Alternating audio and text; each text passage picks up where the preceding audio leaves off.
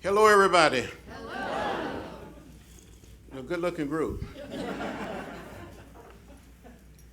My friend, my brother, Jay Rockefeller. Good to see you. I have not seen you in a while. I know. I miss seeing you. Yeah.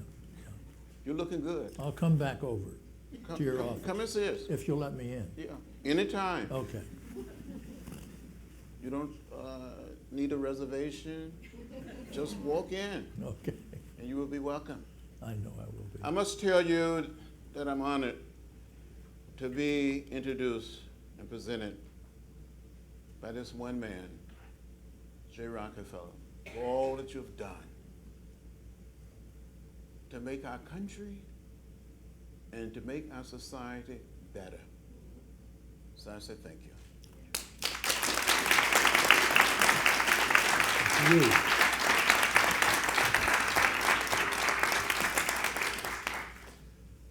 I must say that I'm honored to see each and every one of you.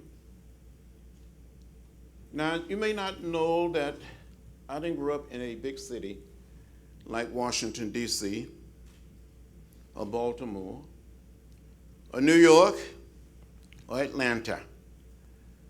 I grew up in rural Alabama, 50 miles from Montgomery, outside of a little place called Troy. I first came to this city when I had all of my hair and a few pounds lighter to go on the Freedom Ride. Just think, in 1961, not that many years ago, black people and white people couldn't be seated together on a Greyhound bus or a Trailway bus leaving the nation's capital to travel through Virginia, North Carolina, South Carolina, Georgia, Alabama, Mississippi. We were on our way to New Orleans to test a decision of the United States Supreme Court. But the signs that I saw then, they're gone, and they will not return. And so when people tell me nothing has changed, I feel like saying, come and walk in my shoes, and I will show you change. I would like to thank the Kaiser Family Foundation, the Center for Medicare Advocacy, and Judy Stein for all of your work, for all of your involvement. For several decades, the course of our country has been directed in large part by the question and challenge of health care. Like you, many of you are both a witness to the history of this great struggle. It is fundamentally a struggle about government and how we heal one another, how we serve one another, and it has marked the time. As I said earlier, my time began in rural Alabama, 50 miles from Montgomery, outside of a place called Troy. My father was a sharecropper, a tenant farmer. But back in 1944, when I was 4 years old, and I do remember when I was 4. How many of you remember when you were 4? What happened to the rest of us?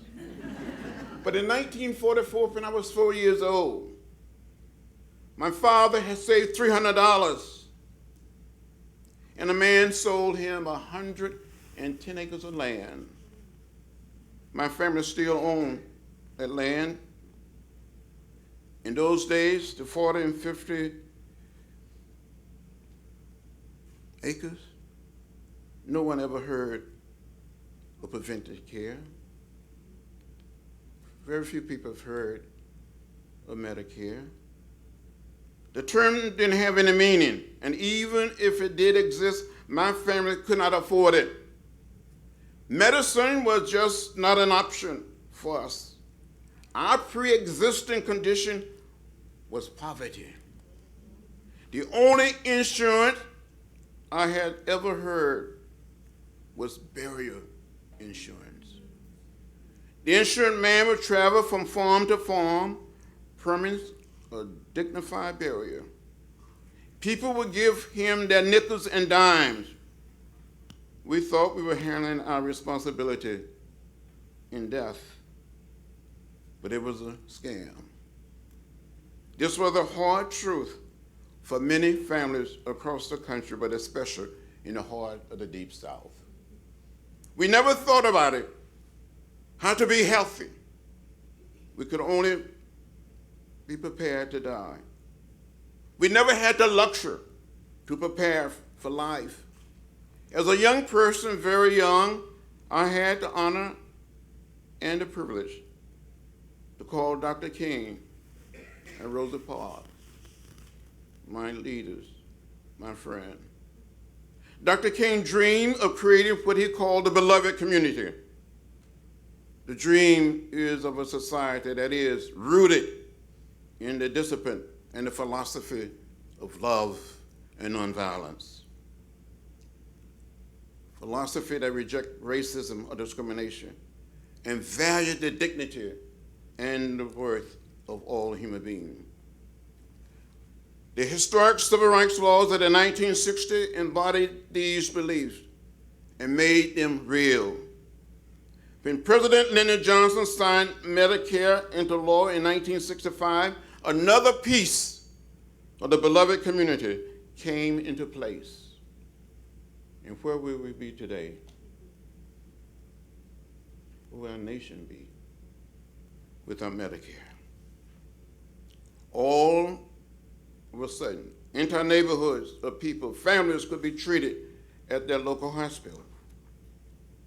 We were supported by African-American tax dollars, many of them, but they could not receive service. But with the passage of Medicare, service became available. Segregation was a shameful remnant of slavery. It was a constant source of humiliation and violence. But in our hospital, segregation cost people their very lives. When we were beaten and left bloody and unconscious on the Freedom Rides in 1961, there were certain hospitals that refused to admit us. But there was a little Catholic hospital in Montgomery, known as St. Jude, took us in. We should heed this history. We should remember it. Any effort to take away these protections will have the same consequence. If you had told me that one day I would be standing here as a member of Congress, one day I would get a chance to play a part in national health care reform, I would have said you're crazy. You're out of your mind. You don't know what you're talking about. But today, I must say, Senator Rockefeller, I'm honored to represent the 5th Congressional District of Georgia, and I am blessed to have witnessed some of the most powerful moments in our history. So when people tell me over and over again, nothing will change, I feel like saying, come and walk in my shoes, and I will show you change. In 2009 and 2010, the House of Representatives and the Senate were trying to find a way to address disparity in health care. Now, what does it mean? Every family at some point will experience injury or illness. No mother or father should have to lay awake at night worrying whether a child will recover, while also fearing the arrival of the bill. No parents should have to choose between food and medicine. No parents should have to choose between the mortgage and providing necessary medical treatment. This is why decent, quality health care must be available to every American. It does not matter whether you are rich or poor, old or young, black or white, Latino, Asian, or Native American. You see, I believe in my heart of hearts that quality, affordable health care is a right. It is a right.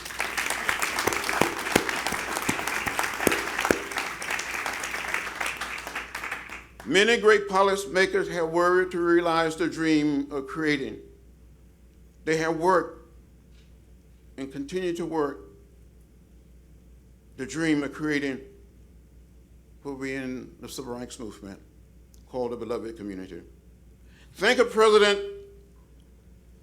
Franklin Delano Roosevelt, Lyndon Johnson, and my dear friend, the late Senator Kennedy, Edward Kennedy, and my friend who is with us today, my brother, Senator Rockefeller. Thank you for your leadership. Thank you for getting in the way. Thank you for what I call getting in good trouble, necessary trouble, to help change America and make our country better for all of our citizens. These individuals, like many of you here who have been working so hard, faced opposition, but you stayed the course. You kept your eyes on the prize. And more than ever before, we need to keep our eyes on the prize, not just for health care, but to save our country and save our democracy. If you fail to do it, who will do it? So get out there and push and pull and carry the message. That is why 10 years ago we did our part to contribute to their historic down payment. Time and time again, we were told that truly reforming health care would be close to impossible. There was too many interests, too much money, and too much of a risk. The country held its breath while we worked to begin the necessary changes. We worked around the clock. We asked ourselves, how do we increase access to improve health and outcome and spend less? We worked with experts who spent their entire career studying and developing legislative answers to many of these questions. Then finally, we had a bill. For those of us who believe that health care is a right, we felt the bill should have gone further.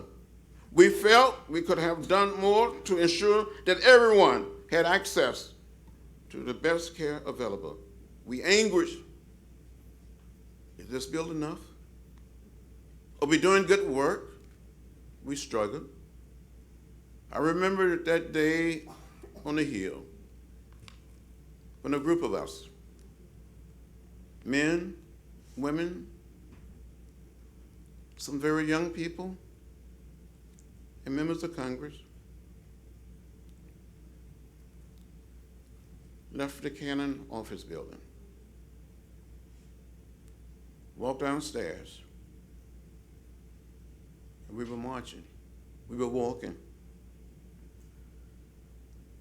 We thought about the 13th Amendment, which freed our ancestors from slavery, was ratified in 1865. Almost 100 years later, we were still marching in the street, still fighting for equal rights, still fighting for health care. So I asked, and I kept asking. So I had to ask myself, what would this bill look like in 100 years? Let us move our cause far enough down the long road to justice. Some business leaders think about the next quarter or the next decade. As leaders of the nation, we had to consider the next century. This is what kept me up at night. I also remember my colleagues in Congress and on the Ways and Means Committee, those on the Health Committee. Through the meetings and the markups, I watched them become aware of our place in history. I watched them as they discovered their own resolve to do what was right, what was just, and what was long overdue. Then we scheduled the floor vote. That day, the streets outside were filled with people. They were not there to show support. They were angry. Some were scared.